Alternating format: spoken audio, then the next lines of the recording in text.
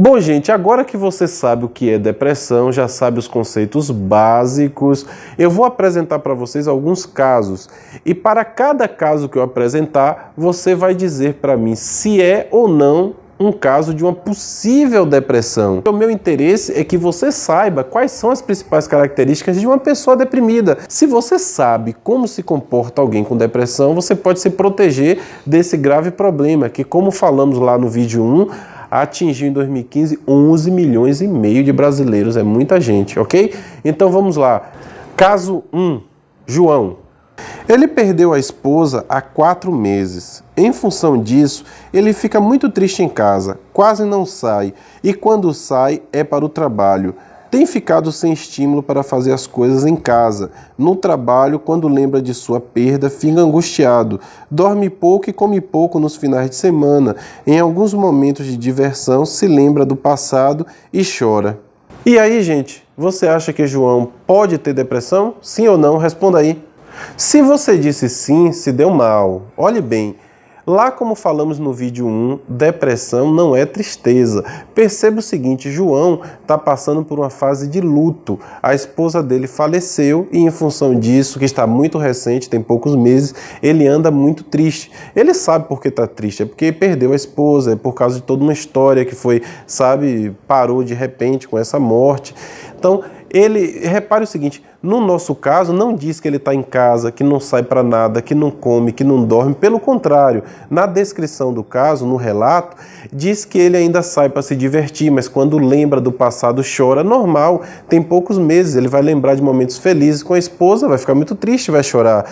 Ele está comendo pouco e dormindo pouco nos finais de semana, porque final de semana, geralmente, quem não trabalha sábado e domingo está mais com a família. Então o cara acabou de perder a esposa. É normal que ele coma muito pouco, que durma pouco no final de semana, porque era o tempo que ele ficava mais com a esposa dele, não é mesmo? Então, ele ainda consegue trabalhar, tá fazendo as coisas dele, mas quando ele lembra, ele chora ou então fica desmotivado. Perceba o seguinte aí, a gente está falando de algo normal da vida, que infelizmente é um processo de luto quando alguém morre. A gente nunca quer que um ente querido morra, mas a morte está aí. E uma pessoa normal, quando se confronta com uma perda dessa aí, a pessoa desmorona, não é mesmo? Precisa de ajuda dos familiares, dos amigos, passa um período mal, mas isso não é depressão, isso é luto, isso é uma tristeza, entendeu, gente? Beleza? Então, João não é um possível caso de depressão. Bem, gente, agora eu vou apresentar para vocês o caso 2 e 3, Vanessa e Mariana.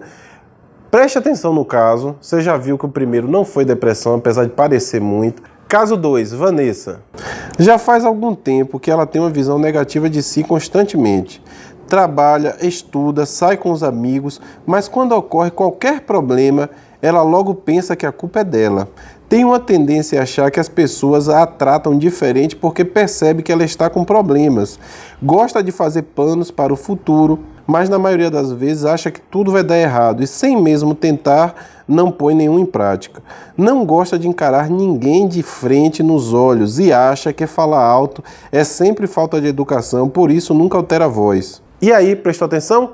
Então vamos para o caso 3 de Mariana. Uma mulher muito ativa, sempre teve seus problemas, sempre teve suas preocupações, mas nos últimos meses tem vivido constantemente preocupada com tudo. Dorme e acorda preocupada. Apesar de ter sentimento de culpa associado a tudo que faz, o que sobressai em seu pensamento é o ressentimento e uma indignação constante que ela não consegue explicar direito para seus familiares e colegas de trabalho. Não tem tido paciência para as coisas que gostava de fazer. Em casa, é comum se sentir ignorada, mesmo estando cercada de familiares. É rotina ter algumas explosões de raiva, mas logo depois vem o arrependimento e fica pedindo desculpa o tempo todo. Vocês devem ter percebido que existem algumas coisas em comum entre Vanessa e Mariana, mas também existem algumas coisas que as diferenciam. Por exemplo, Mariana é mais agitada, sai mais, tem acessos de raiva, não é mesmo? E isso não combina com uma pessoa deprimida. Errou, gente. As duas têm depressão. As duas podem ter depressão.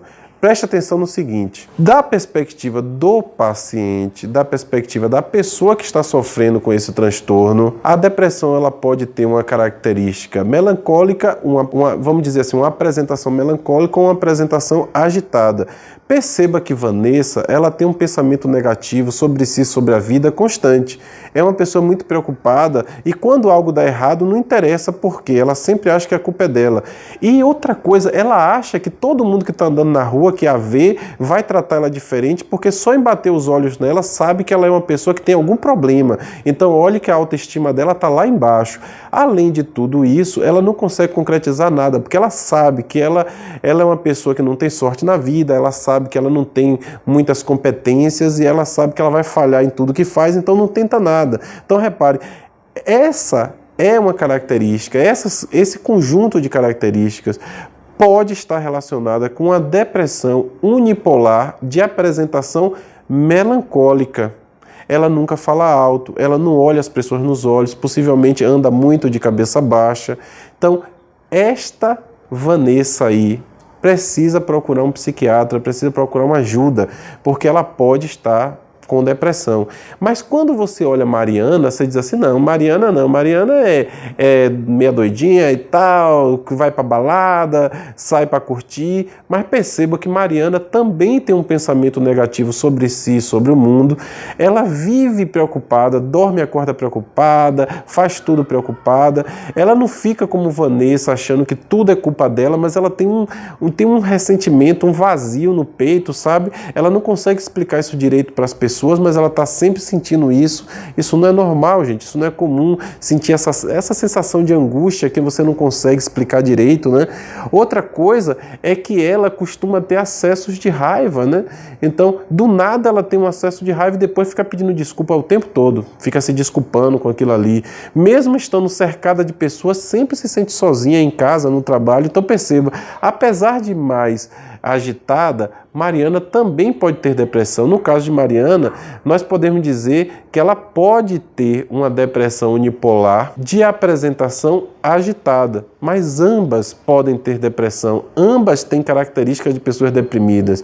E se você é assim ou conhece alguém assim, dá um toque para a pessoa e diz, olha, talvez, quem sabe, você não vá se sentir melhor se você for, procure um psicólogo, ou melhor ainda, procure um psiquiatra, vá dar uma olhada nisso aí, não custa nada. Eu sei que tem muita gente que tem aquele preconceito em relação a psicólogos e principalmente sobre psiquiatras, mas do mesmo jeito que você cuida do seu coração, você cuida do seu pulmão, você tem que cuidar da sua cabeça, não é mesmo, gente? Vamos para o próximo caso? Caso 4, Lúcia. Passou um tempo desanimada, sem energia até para as coisas que a interessavam.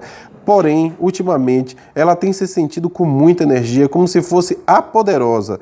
Está pensando e falando mais rápido. De repente, começou a se sentir muito segura e socializar muito suas ideias com os amigos. Adora gastar energia no shopping e tem se sentido bem, mesmo dormindo muito pouco. E aí, você acha que Lúcia pode ter ou não depressão? Disse que não? Errou, gente.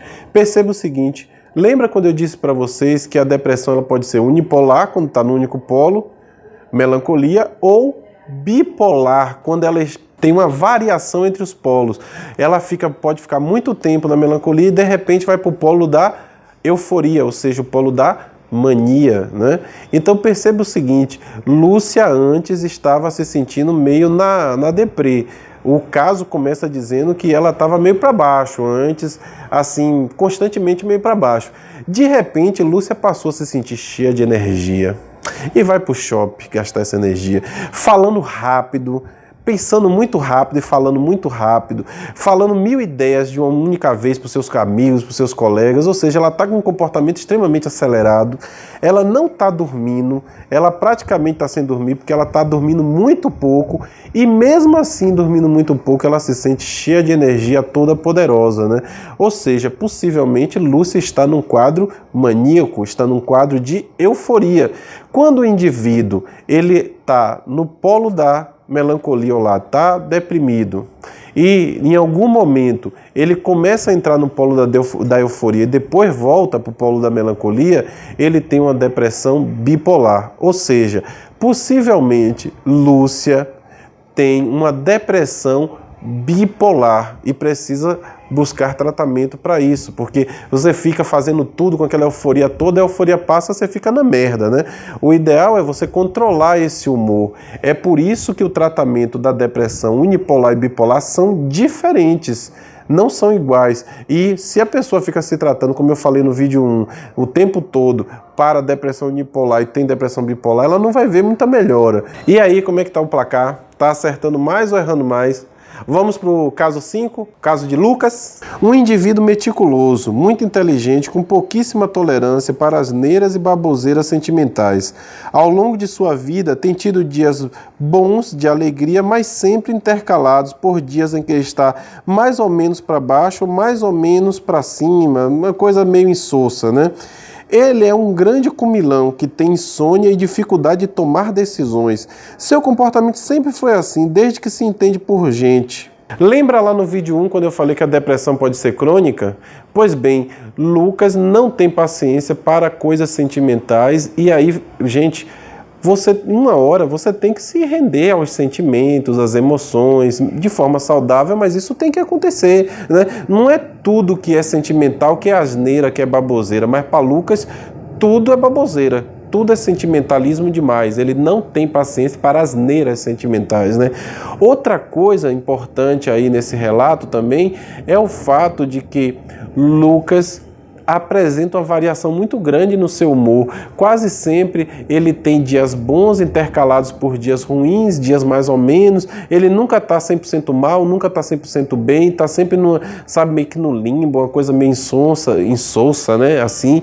Outra coisa também muito importante é que ele tem muita insônia, come bastante, tem dificuldade de tomar decisões, prefere que as pessoas tomem decisão para ele, né? Lucas é aquele tipo de cara que o bordão poderia ser tolerância zero, tá sempre com um humor meio indiferente, tá sempre chateado, quando tá meio que mais tranquilo assim, é como se tivesse mais ou menos feliz ou alegre, ele tá meio que anormal, digamos assim, né?